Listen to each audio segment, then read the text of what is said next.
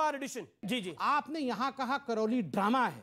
32 साल से कश्मीर में जो नरसंहार हुआ उसे भी ये लोग ड्रामा बता रहे थे। आज 32 साल बाद कश्मीर फाइल्स में जब हमारी आंखें खुली, जब हमने सच्चाई देखी, तो तड़प तड़प के अभी भी तड़प रहे अंदर से कि कैसे दिखा दिया, कैसे दिखा दिया। मुस्कुराने की बात नहीं है रहमानी साहब। क्यों? ये प्रोपेगेंडा नहीं है, लोग मरे हैं। कश्मीरी को ये सच्चाई है। आप नहीं, ये गलत बात है। कश्मीर में जो हुआ प्रोपेगेंडा नहीं है। कश्मीर में 32 साल से कश्मीरी लोगों के आप इंटरेस्ट के ऊपर राजनीति कर रहे हैं। नहीं, फिल्में दिखा रहे हो, एक दूसरे का दुख दर्द मसले को हल नहीं कर रहे। अमीना, 30 सेकंड। दूसरे के बारे में सोचना। क्या आपको लगता है कश्मीर में नरसंहार नहीं हुआ? क्या मैं तो पत्रकार थी, मैंने तो वो नरसंहार देखा है। मैंने 1981 के मुरादाबाद के रायट्स भी देखे हैं जिसमें मुसलमान औरतों का बलात्कार किया गया था। मैंने हिंदू कश्मीरी पंडित औरतों का दर्द भी देखा है। मैं तो दोनों के लिए लड़ी हूं। मस्जिद के अंदर से जब कहा गया कि रालिव जालिव गालिव, या तो तुम कन्वर्ट हो जाओ, या तो कश्मीर छोड़ के चले जाओ, या मर जाओ, मगर मरो, कन्वर्ट हो या कुछ भी हो, अपनी औरतों को यहां छोड़ के जाना। वो औरत हमारी मिल्कियत है। ये हिंदू लड़कियां और ये हिंदू औरत, ये हमारी मिल्कियत है। ये मस्जिद जैसे पाकिस्तान से ये लाउडस्पीकर के ऊपर कहा गया, ये किसी पत्रकार को दिखा नहीं उस समय, इतने वर्ष। एक सेकंड मैडम, एक सेकंड देखिए, कम से कम टीवी में जनता देख रही है। मैं आपके बीच में नहीं बोलूंगा, आप मेरे बीच में ना बोले। 3 वर्सेस 1 है, कम से कम मुझे बोलने तो दीजिए। 3 वर्सेस 1 कैसे कह दिया? 3 वर्सेस 1 क्या होता है? अपने आप को एक नेशनलिस्ट मान लिया। आप इकलौते हैं और ये फैला रहे हैं, ये संकीर्णता फैला रहे हैं। पुराना नेशनलिस्ट मेरा परिवार है। कोई बात नहीं, मैं तो कह नहीं रहा हूं कि आप नेशनलिस्ट नहीं है। 80-20 एक सेकंड, परिवार इस देश के आजादी के लिए लड़ रहा था। सब लोग अगर चिल्लाएंगे, अगर हम यहीं पर एक मत नहीं हो पाएंगे। 80-20 ये क्या हो रहा है? ये सब यही है, ये वही हो रहा है ना। आप नहीं, एक सेकंड सुनिए। मैं शांति से खड़ा हूँ, शांति से खड़ा हूँ। रहमानी जी उनसे कह रही हैं कि आप तो हमारे साथ हैं। मैं तो कह रहा हूँ हम सब एक दूसरे के साथ हैं। कम से कम शांति से सुन तो ले। मैं मरने में से किसी के साथ नहीं, प्रोपेगेंडा कबूल कर रहे हैं। शांति से सुनिए, ये बात सही है। मुझे इनमें से किसी की बात अच्छी नहीं लग रही। एक मिनट, अमीना अपनी टर्न पे बोलिए। आप बताइए, यहां मुर्तजा को लेकर इतनी नाराजगी किस बात की है? एक व्यक्ति जो आईएएस में 2016 से ज्वाइन करना चाहता था, एक व्यक्ति जिसने 8 लाख रुपए आईएएस को अपने अकाउंट से भेजे, एक व्यक्ति जो हिंदुओं को मार करके शहीद, अपने आप को शहीद कहलवाना चाहता था, जन्नत में जाके 72 हूरों के साथ रहना चाहता था, ये सारा कुछ कन्फेशन में आया है। अगर हम उसके खिलाफ बोलते हैं तो ये हमारे खिलाफ हो जाते हैं। इतनी नाराजगी काहे बात की? इतनी नाराजगी काहे बात की? इतनी नहीं, कौन नाराज हुआ है? सुबह से तो नाराज दिख रहे हैं। आप नाराज मुस्कुरा रहे हैं। आप मुस्कुराए। डॉक्टर संबित पात्रा साहब, एक सेकंड, हिंदुओं पे पत्थर चल रहे हैं, आप मुस्कुरा रहे हैं। कश्मीर में नरसंहार हुआ, आप मुस्कुरा रहे हैं। झूठ बोले इनके कहने नहीं, एक सेकंड मैं मुस्कुराऊं नहीं, इस बात को देखिए, मैं अभी तक इस विषय को नहीं ला रहा था। जब मैंने कहा कश्मीरी हिंदुओं का नरसंहार हुआ, इन्होंने मुस्कुराया, तो आपने पूछा क्यों, तो ये कह रहे थे वो प्रोपेगेंडा था। करौली को लेकर इन्होंने कहा ड्रामा है। ये प्रोपेगेंडा कह रहा हूं कि आप फिल्म दिखा के कश्मीरी पंडितों का दर्द को आप बेच रहे हैं अपने वोट की खातिर। कश्मीरियों को वापस नहीं बेच, कोई बेच नहीं रहा है, कोई बेच नहीं रहा है। धिक्कार है आप लोग, क्या आप चुप नहीं रह सकते? आप चुप नहीं रह सकते? जवाब सुन लेते, मुतालबा कर रहे हैं और कैसे बोलूंगा? एक सेकंड, आप क्या चाहते, डिबेट रोक दूं मैं? साबित बोलिए। नहीं, मैं तो इनसे डिबेट ही नहीं करता। मैं भारत की जनता को पूछ रहा हूं, मैं कितनी शांतिप्रिय तरीके से कश्मीर के जो पंडित और जो हिंदू थे उनके नरसंहार के विषय में 2 लाइन क्या बोल दिया। आप इनके व्यवहार को देखिए। लाइन ही बोलते रहेंगे, यही हम कह रहे हैं। आप सिर्फ लाइन बोलते रहेंगे, आप सॉल्यूशन नहीं करेंगे, आप मसले को बताते रहेंगे। नहीं, कैसे सॉल्यूशन करें जब आप जाके मस्जिद में बोलेंगे मारो महिलाओं को, जब आप मस्जिद से जाके हिंदुओं को मारने की बात करेंगे, जब आप जैसे लोग आतंकी सोच को बढ़ावा देंगे, सॉल्यूशन क्या है? मैं पूछता हूं सॉल्यूशन क्या है? 8 साल से क्या है सॉल्यूशन? जब ये 2 लोग अनाउंस करेंगे कि मारो मारो मारो, क्या सॉल्यूशन? दर्द को बेचते हैं, जख्म को बेचते हैं आप। रकम दे दिया जाए तो कुछ नहीं है। ये है आपकी दरिद्रता, ये इस पार्टी की के दर्द का सौदा करके सत्ता पे आके बैठते हैं। हम आतंकवादियों का तो सौदा नहीं करते हैं ना। यहाँ पर आतंकवादियों को अपने घर में रख के बम फोड़ने तो नहीं बेचते ना। डराने का काम करते हैं और डर के नाम पे, खौफ के नाम पे सत्ता। कितने डरे हुए हैं आप देख रहे हैं, कितने डरे हुए हैं देखिए। मुझे नहीं डरा पाएंगे। 100 करोड़ नहीं, इस जनता को डरा रहे हैं आप। ये नहीं डर रहे हैं कि साहब ये आप डरते हैं? आप लोग डरते हैं क्या? बन जाएगा, ये डरा रहे।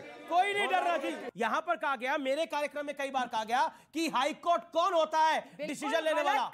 हाई कोर्ट कौन होता है डिसीजन लेने वाला? कौन होते हैं हाई कोर्ट से पूछने वाले कि हाई कोर्ट कौन होता है? हाई कोर्ट भारत की जनता ने बिठाया है। हम अपने जजों को तनख्वाह देते हैं, हमने उनको न्याय करने के लिए बिठाया। इन मुल्लाओं को किसने बिठाया है मुझे बता दिया जाए। अंसार रज़ा कौन है ये उठाई गिरे और कहां से आ गए हैं? ओह माय गॉड, अंसार रज़ा बताइए कौन है ये?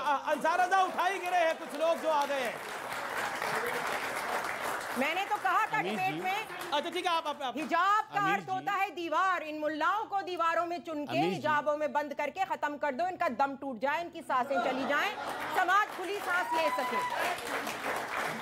और धर्म के जितने ठेकेदार हैं, जिस धर्म के भी ठेकेदार हैं, आप अपनी डिबेट में ये कहलवाएंगे कि जितने मुल्ला मौलवी हैं सबकी जानें निकल जाए, सब मर जाए और आपकी जनता ताली बजाएगी। एक सेकंड मैडम, आप नहीं, उनका ये कहना है, देखिए उनकी बात दूसरे तरीके से वो गया तेल लेने यार। उनका क्या कहना है? वो गया तेल लेने। ये भाषा नहीं बोलनी चाहिए। उनका क्या कहना है? वो तेल लेने गया। नहीं, ये भाषा नहीं बोलनी चाहिए। मोदी जी उन्होंने तेल बहुत महंगा कर दिया है। अच्छा ठीक है, लेकिन चलिए तो रहमानी साहब, मुझे किसी का डर नहीं है, ना इस तरह की डिबेट में कोई मतलब नहीं बनता ना कि कुछ भी बुलवाते चले जाएंगे।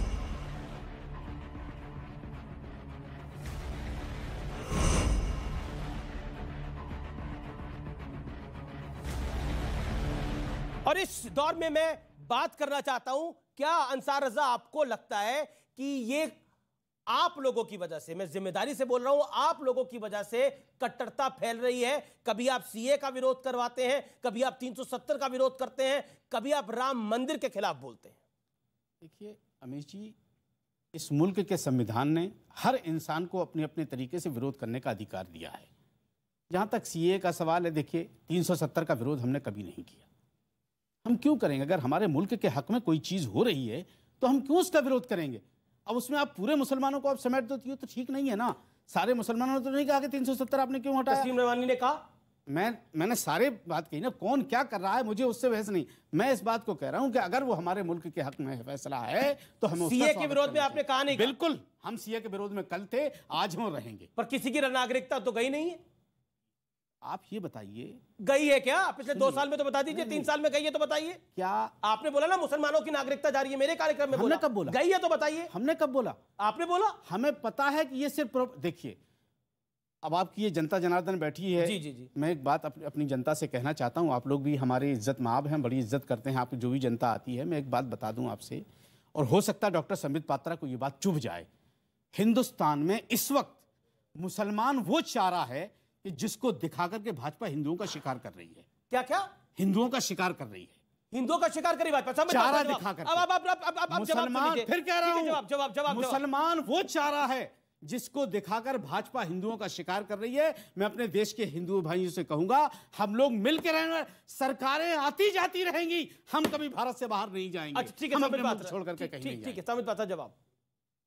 देखिए, जनता जनार्दन कहा जाता है ना, जनता को कोई भी राजनेता, कोई भी सो कॉल्ड सोशल एक्टिविस्ट मूर्ख ना सोचे कि चारा दिखा करके लोगों को बहका दिया गया, फुसला दिया गया और उस नाते हम चुनाव जीत गए।